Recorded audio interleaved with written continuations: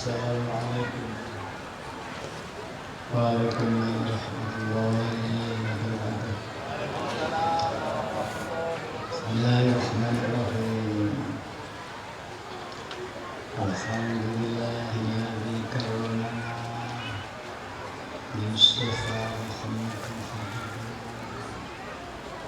ya sayyidi salatu wassalamu alaika ya Rauf ya Rahim wal ali qadisiyati hawaijin bika ridha futuhil haraj antal musyafa'u syafi'u sya'ana bindal karimi akatabarabina ya ayyuhal Rasulullah alaika rabbini bi'idniya Wangguru ya sayyidi binadah masyarakat al-haqiqal amin ya Rabbana Allahumma salli sallim ala Muhammadin syafi'il umam wal ali wa ji'anil anam muslimin billahiyatil rabbil alamin ya Rabbana fir yasir ta'wahina qurrub la'alikana ya Rabbana amin. Untuk mukaram Haji Mu'adad Abdul Majid Mu'alib Sarajiyah Fathaswa Sirah Waranjuaan yang terhormat panitia penyelenggara wisuda, yang terhormat Pak Rektor bersama jajarannya, yang terhormat Bapak dari Kopres 7 bersama rombongannya,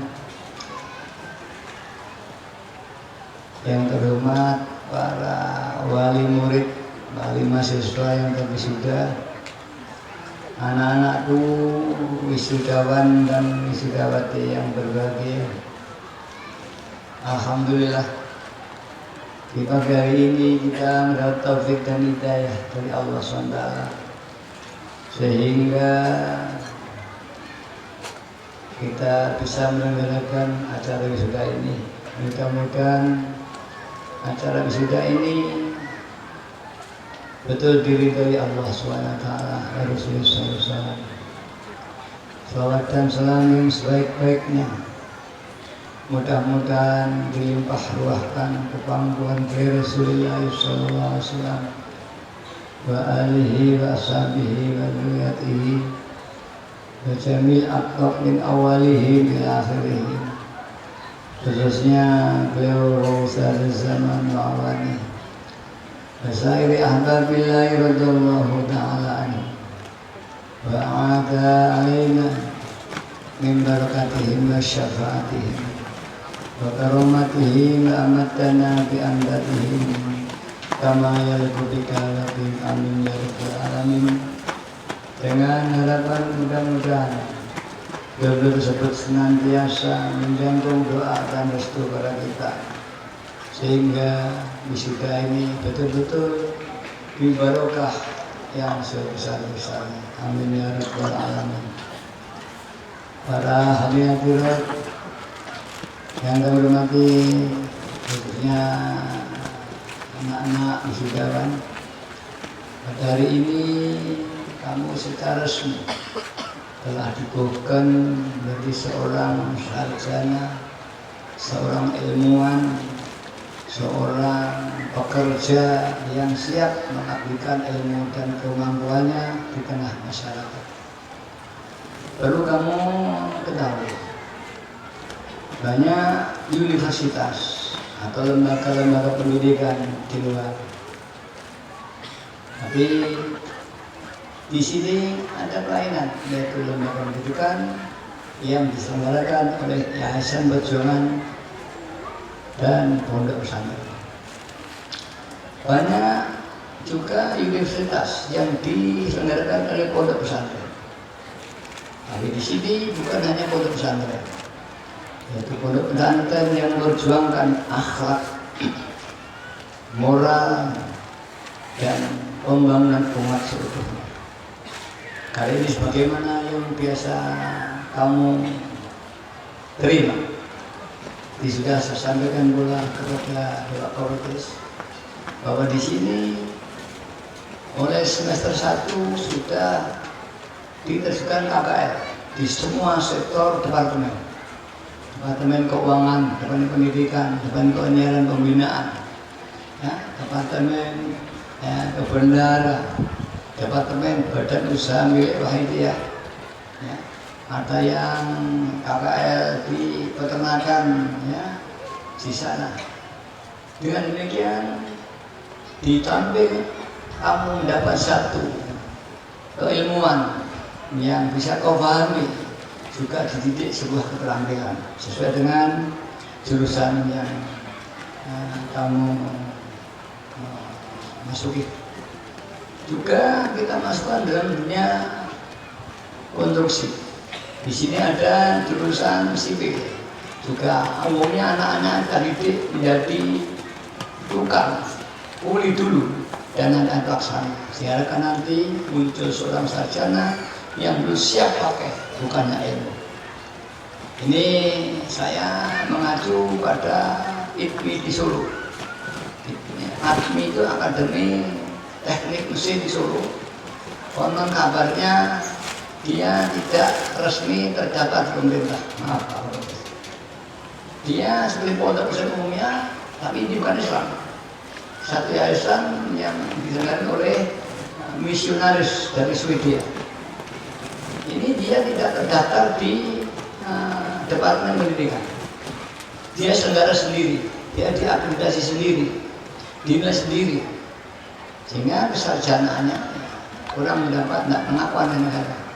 Tapi ini mahasiswanya semua perusahaan nasional itu booking, meminta karena keterampilan. Mengapa demikian? Ternyata setelah saya kaji bahwa Universitas Teknik itu di dalamnya adalah pabrik dan sehingga seperti orang kedokteran ini dia kuliah tapi sebenarnya dia siang malam juga di rumah sakit. Ini bedanya sekolah di Universitas Indonesia, fakultas ini yang langsung dilibatkan ini hanya fakultas kedokteran, sehingga orang tidak boleh hari ini mendirikan fakultas kedokteran kalau tidak punya rumah sakit. Kalau dulu bisa kerjasama dengan rumah sakit lain, walaupun bikin bukan milik fakultas itu, kerjasama ada, kemudian bisa untuk membangun fakultas kedokteran. Sekarang tidak bisa. Satu universitas yang akan membuat fakultas atau mendirikan fakultas kedokteran harus punya rumah sakit, minim IPC. Kalau tidak, kalau dulu kerjasama boleh.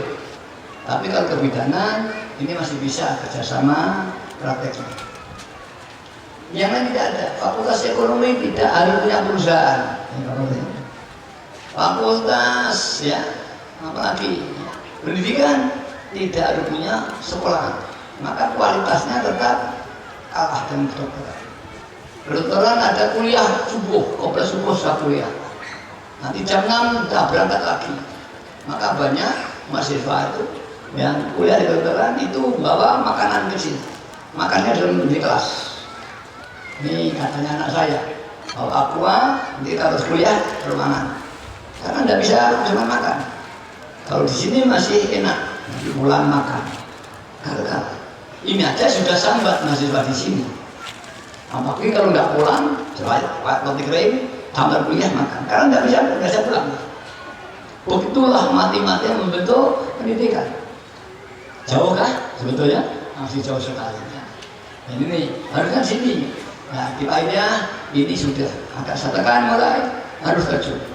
Dulu KKR bertonton tidak ada satu manajemen yang bagus. Mulai tahun ini harus ada manajemen yang bagus dan ada report sebagai ini persyaratan. Juga ada skripsi, ya. Skripsi di sini 3 kali dan tidak ada universitas di dunia yang skripsi sampai 3 kali. Idealisme ini perlu didukung oleh manajemen yang bagus. Namun alhamdulillah mulai tahun ini nanti akan saya perbaiki. Ya, dan saya kawal sendiri, sehingga karena pencetusnya saya, maka standarisasi adalah saya.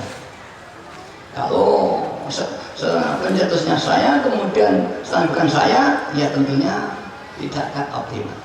Semua di sini maaf milik saya. KPL selama 4 tahun ini juga saya. Karena itulah sekarang saya minta Rektorat dijalankan.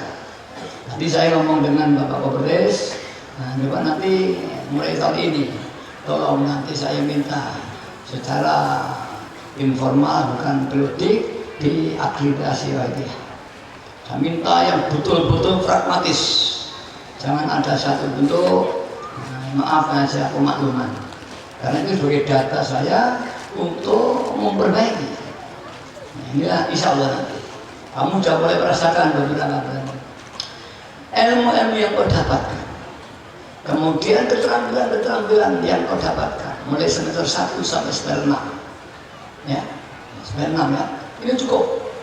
Kedua, kelebihan lagi bahwa di Wahidah ada satu perjuangan yang universal, semua aspek kehidupan kita garap, sehingga saya berfilsafat bersama kita negara tanpa tanah air.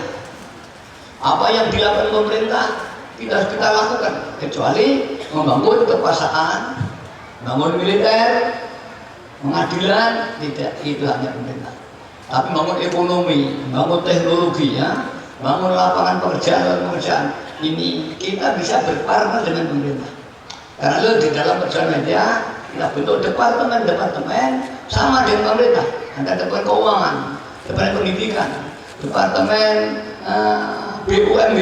Kalau kemudian ada badan usaha milik negara, di sini ada badan usaha milik rakyat, ada peternakan, kemudian ada depan koperasi, punya koperasi 900 koperasi. Ya, ini lengkap di sini, tinggal kamu bagaimana menyerap itu. Nah, kemudian ini juga nanti akan kita berikan perbankan media. Ini nanti akan kita kembangkan. Kalau ke perbankan ada kedapatan karena fakultas ekonomi ini bukan manajemen perbankan, manajemen secara umum. Sehingga kalau dimasukkan ke perbankan masih harus belajar lagi spesifik manajemen perbankan.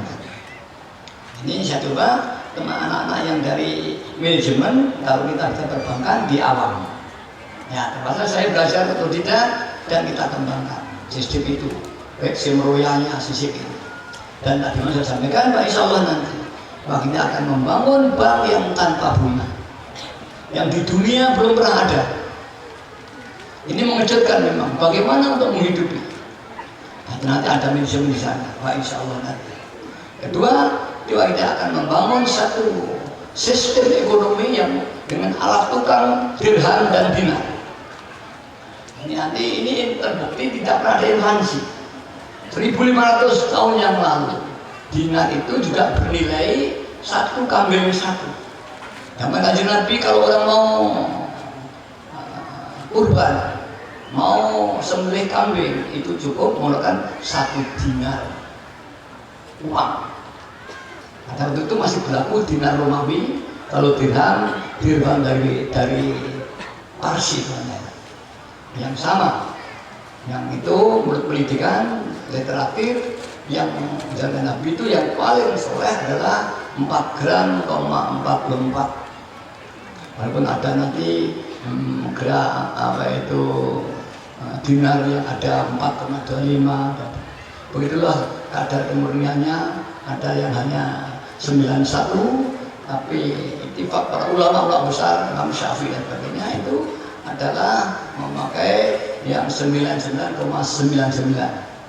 Dulu belum ada gram, maka pada bulan Nabi yaitu 1 miskol itu 72 butir gandum yang dipotong ujungnya.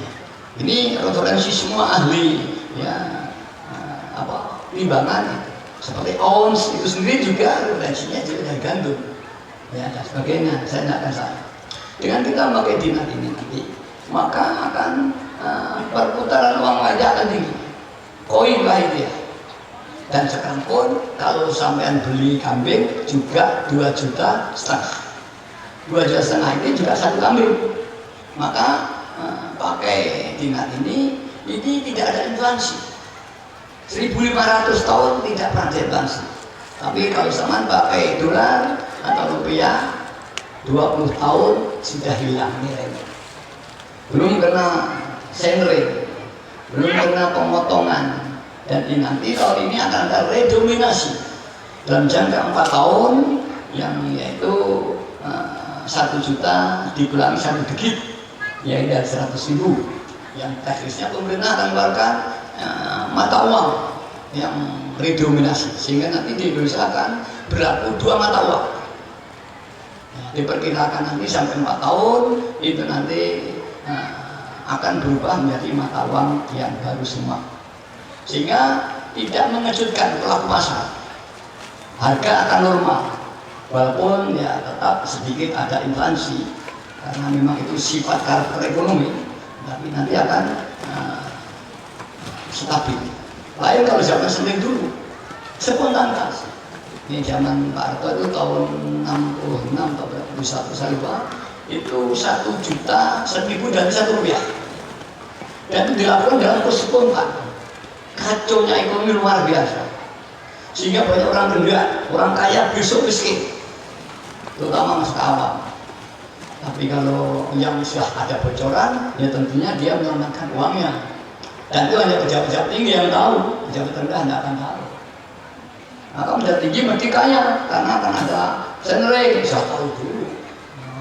Uangnya dibawa ke Amerika jadi dolar dulu. Ketika senre, ya enak tenang. Yang korban adalah orang kecil. Dia tidak tahu kalau bisa ada senre. Nah, itulah maka pemegang otoritas keuangan ini yang bertanggung jawab tentang ekonomi rakyat. Para hadiahnya akan mati ini sekedar dari sistem ini nanti akan muncul bank dinar, bank dirham, dan itu tidak ada bunga. Itu alat tukar. Pak, insya Allah nanti kita di pondok untuk internet ya, kita daripada menyimpan emas kelantaan yang dimelatih ini insya Allah nanti Bang lagi ya. Yang terakhir, Anda sudah disiapkan semua apa skill, apa keimanan sampean, pulang nanti sudah ada penyaluran baik yang sifatnya amatir maupun langsung profesional.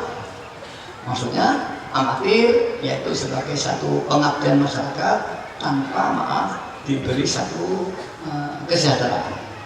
Kalau yang profesional ini walau koli, walau sedikit sudah langsung diberi kesejahteraan. Dan ini terus kita kembangkan. Di pusat semua sudah sistem diberi kesejahteraan. Semua pramudi pusat, Khodimul Wahidah di pusat sudah diberi kesejahteraan walau koli. Kemudian sudah mulai ke Jawa Timur, Departemen Koperasi dan Departemen Keuangan ini sudah saya bentuk dan sistem profesional dengan kesejahteraan. Sebentar lagi nanti Departemen Pendidikan. Departemen Pendidikan di daerah sudah saya mulai di Malang, di insya Allah di Jember. Mengapa? Karena kita juga mendirikan koperasi-koperasi daerah-daerah. Setiap kecamatan ada koperasi, setiap desa ada TK, ada SD, ada SMP, sehingga diperlukan satu profesionalisme di dalam melakukan. Kalau ini setiap hari masuk kemudian dekopnya atau dibutnya amatir, ya nggak bisa. Orang jalan mengendalikan kuda berlari tidak mau. Karena itu kita bentuk sistem gaziah di mana sudah. Dan perlu kami sampaikan anak-anak nanti bahwa kita ini sudah punya TK ratusan, SD puluhan, SMP kita punya 8 SMP, punya 6 SMA, dan insya Allah nanti tahun depan ini akan bentuk lagi SMA Jember, SMA Lumajang.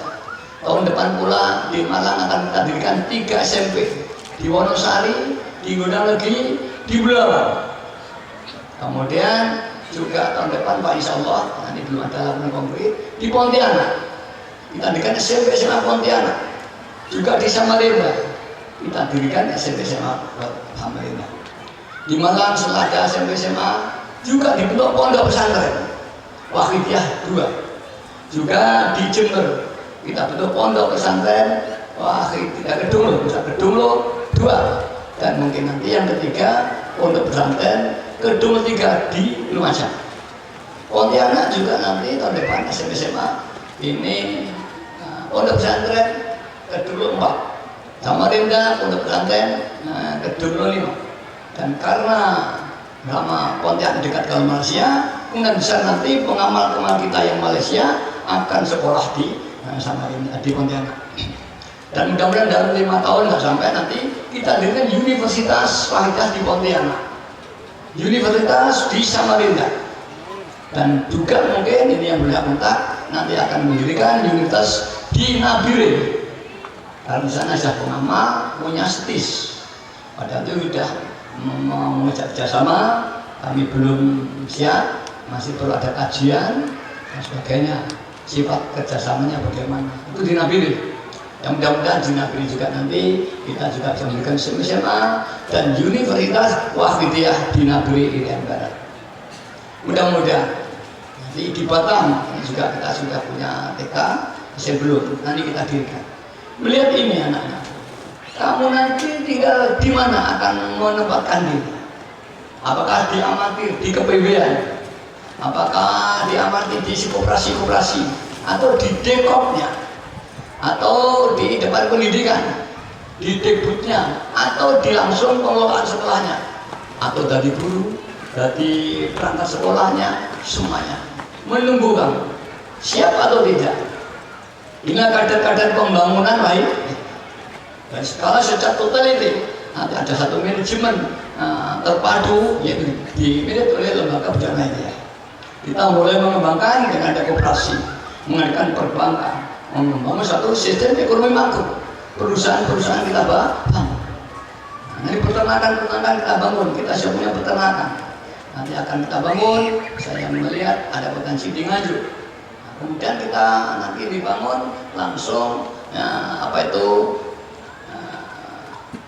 susu olah. Ini semua membutuhkan. Karena mulai tahun ini saya sudah melakukan instruksi bahwa semua dosen harus melakukan penelitian. Semua mahasiswa harus melakukan penelitian. Para dosen yang tidak sanggup penelitian itu saya anggap bahwa dia tidak punya talenta ilmuwan. Maka talentanya adalah pekerja, nanti akan kita mutasikan. Bukan di pendidikan, mungkin di struktural saja. Tapi yang di dosen, ini nanti harus semua ada penelitian. Bahkan kemarin sudah saya putuskan, di SMA harus ada penelitian. SMP, SMA ini harus ada penelitian.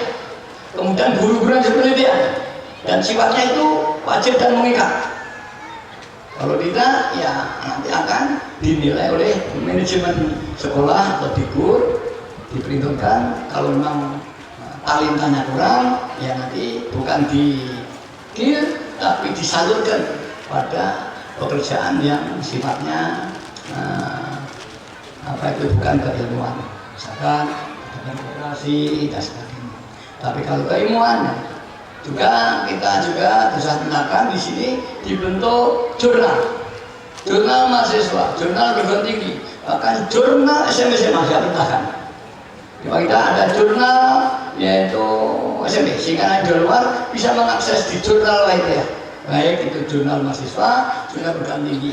Insya Allah, karena itulah kami minta kamu yang berat ini terus mengikuti keilmuan Anda dikembangkan.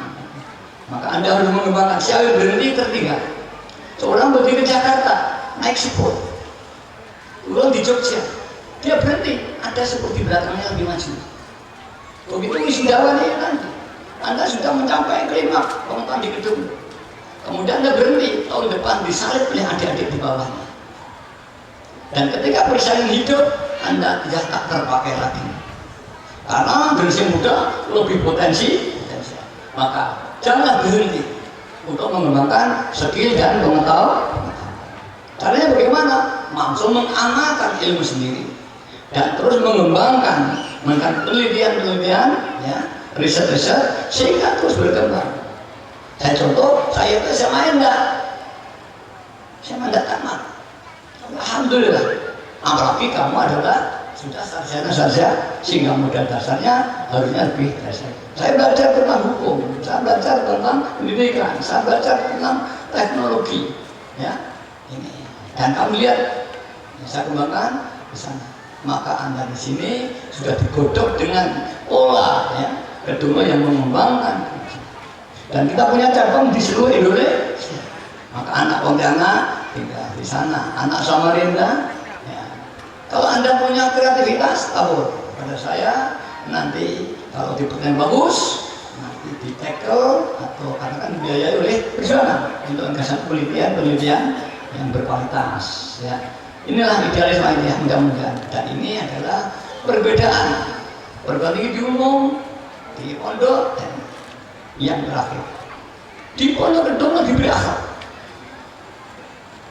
Sering saya sampaikan bahwa seorang pejuang, seorang Muhammadiyah harus tidak terperdaya oleh tahta, wanita, dan harta. Ini tidak pernah disampaikan di semua perguruan tinggi yang ada di SMP. Jangan terpengaruh dengan tahta, kedudukan yang dicapai dengan tidak wajar. Jangan Anda diberi kedudukan mengorbankan kepentingan pribadi maupun kepentingan masyarakat, bahkan mengorbankan perjuangan. Jangan Anda tahta, ya, wanita, Anda terpengaruh oleh satu wanita. Ini jelek terbuka. Dulu banyak pejabat ke daerah, kalau nggak disebut wanita tidak mau. Ketika ini 10-20 tahun yang lalu, ini pun disampaikan. Generasi muda biar tahu hal jelek itu beritanya, kesehatan nggak tahu. Terus ada begini, kalau nggak ada bumbu-bumbu wanita cantik nggak bisa. Ini ada. Tapi kalau kawin tuh banyak kan yang memang disuguh wanita cantik. Itulah wanita. Kedua, harta. Orang kalau sudah kena harta, dia hilang idealismenya. Apapun dikorbankan, keimanannya, perjuangannya, bahkan dirinya dikorbankan demi harta. Karena motonya harta tahta wanita hindarilah dan kembali. Baik, dan ini asing kalau sampaikan di luar. Mudah-mudahan kamu dapat tahu. Tapi kita tidak bisa memperbaiki. Janganlah orang berbuat jelek, tapi kita tidak bisa mengatur orang lain atau rumah tangga orang lain. Kita hanya bisa mengatur rumah tangga kita sendiri. Satu, misalkan ada pabrik A, jangan ada korupsi. Anda tidak bisa mengatur, itu bukan milik Anda. Tapi kalau ini perusahaan kita, milik kita, otoritas kita punya kemutlakan. Udah di Wahidiyah. Ini saya yang memimpin Wahidiyah. Secara hukum kepemilikan Wahidiyah dan tanda saya. Saya punya otoritas yang tinggi, maka saya bisa memberantas korupsi di sini. Karena saya punya otoritas. Saya bisa, maafnya, melengsarkan sampean. Karena eksistensi kepegawaian sama semua di tangan saya. Maka kuncinya apabila saya sudah terpengaruh tahta wanita harta, fantabirusa. Kalau kamu adalah mereka dulu. Dan sampai kali-kali harusnya kamu mengambil sedikit maaf, bukan orang baik. Contoh-contoh yang saya berikan. Memang saya terang keras dan saya adalah orang mengidolakan Umar bin Khattab. Dalam kepemimpinan saya itu makmum Umar bin Khattab. Beliau adalah tegas Al-Faruq yang membedakan hak dan batil. Beliau mampu membangun ekonomi, membangun sistem. Semua selesaikan beliau. Dia tidak sekolah dari suku yang kecil. Kalau kamu betul-betul takut oleh Allah, akan diberi keilmuan itu. Keilmuan Umar bin Khattab di dalam bangun sistem tidak kalah dengan Romawi. Sehingga ketika pada waktu itu Bizantium, dulu Syam, sekarang Syria, ini minta bantuan dulunya yang dijajah Romawi, kemudian dibantu oleh Umar bin Khattab dengan mengirim pasukan yang dipimpin Khalid bin Walid, mengalahkan pasukan yang besar Romawi dan akhirnya merdeka. Syam yang sekarang Syria ini, yang kami ini bebas dari jajahan Romawi. Maka ditanya oleh Khattab, hai orang Syam, apakah kamu berdiri negara sendiri atau kamu makmum Islam?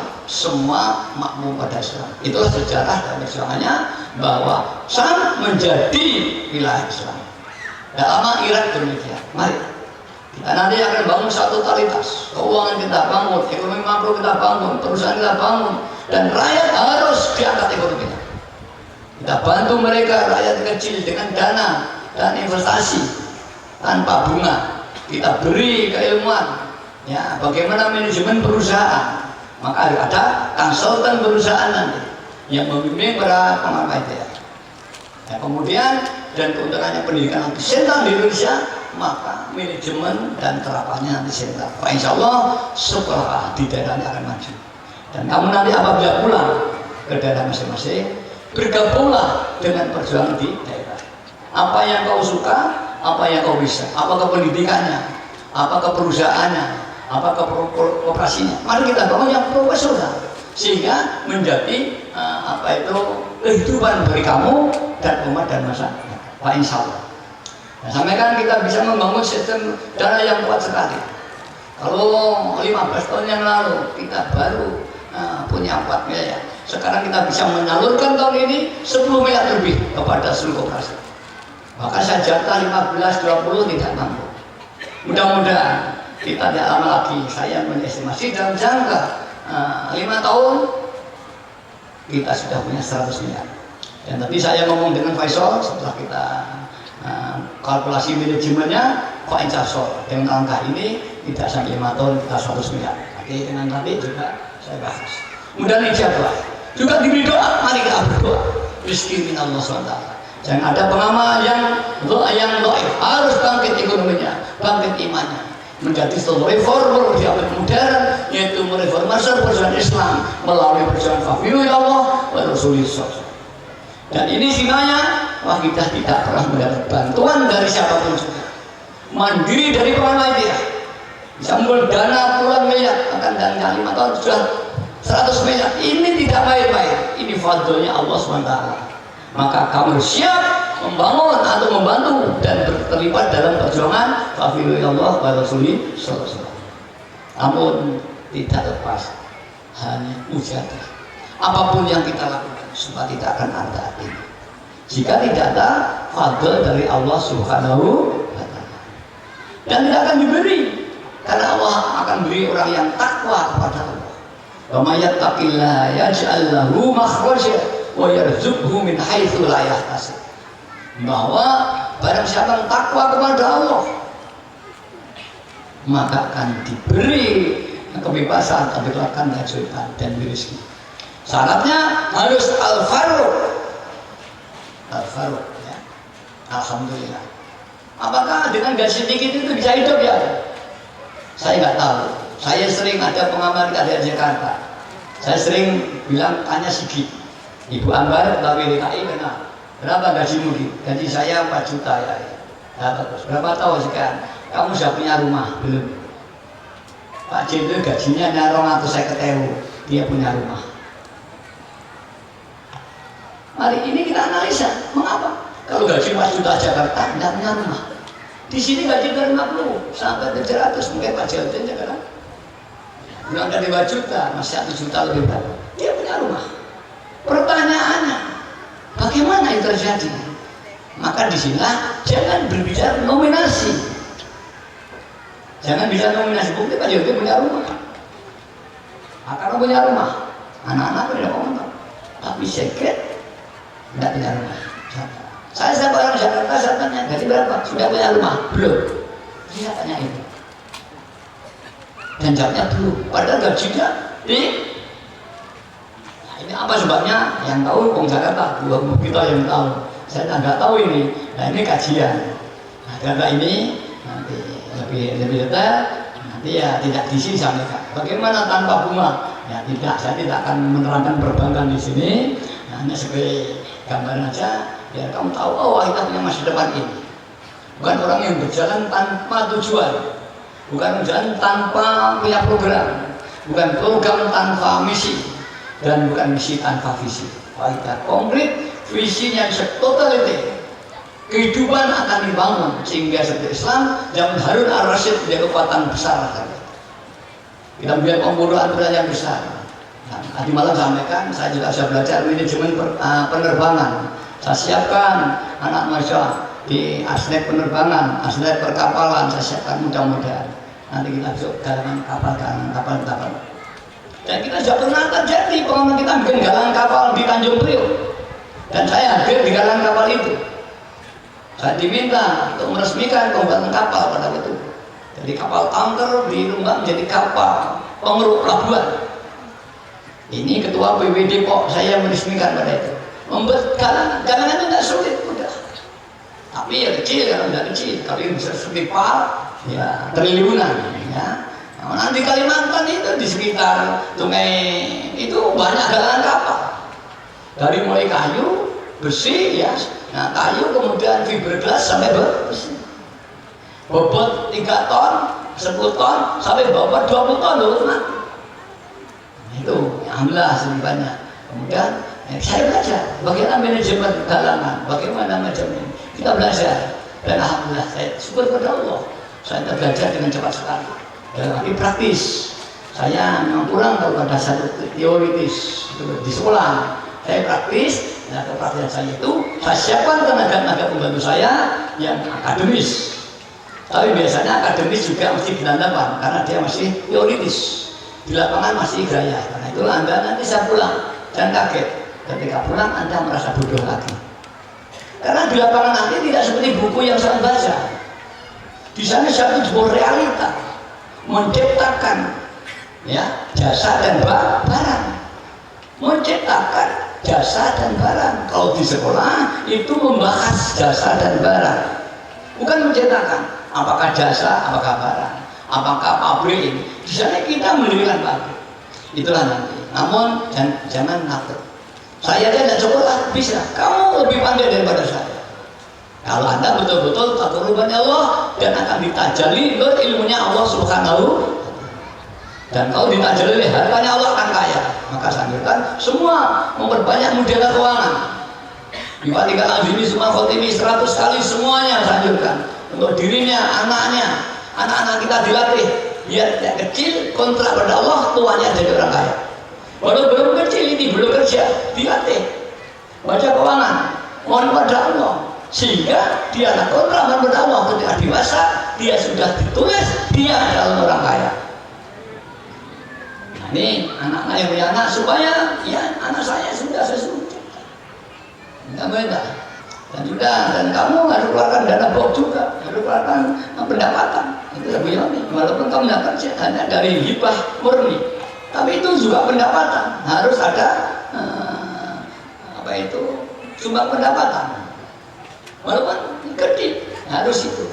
Harus disyukuri. Para anak-anak inilah yang terakhir. Mudah-mudahan apa yang sampaikan ini berguna bagi kamu. Mari kita bangun lahirnya menjadi kekuatan yang besar raksasa. Pelopor kemajuan, pengetahuan, ekonomi, sosial, budaya, dan mudah-mudahan dan akhirnya tidak masuk politik sehingga siapapun bisa bekerja sama dengan kita. Amin amin ya rabbal alamin. Yang terakhir, mari kita mujadah kepada Allah supaya kita diberi taufik hidayah yang sebanyak-banyaknya. Al-Fatihah. Ya Syafi'al khalqi sholatu wassalam alaika nurul khalqi hadiyana wa aslahu wa rukahu adrihi faqad walam alaysa wa inna al-darbi ushatu ya Syafi'al khalqi alaika nurul wa aslahu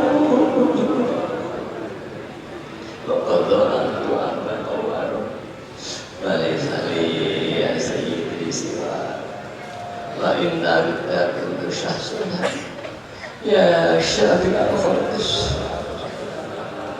alaika wa aslahu wa raqabatu wa qadalantu wa laysa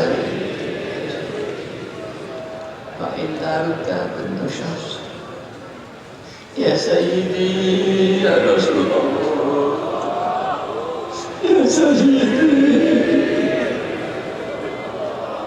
ya sayyidi ya sayyidi ya sayyidi ya sayyidi ya Yunus alaika rabbi wa ya sayyidi usrakan ahabbak ya ayyuhan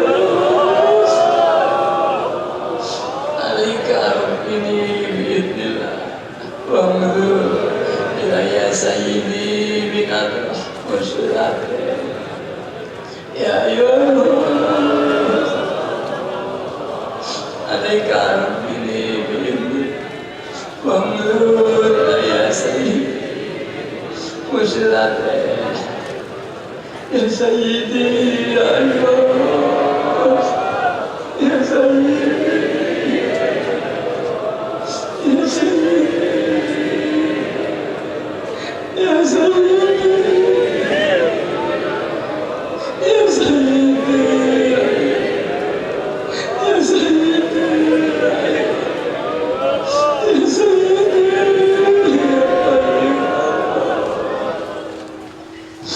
Al-Fatihah.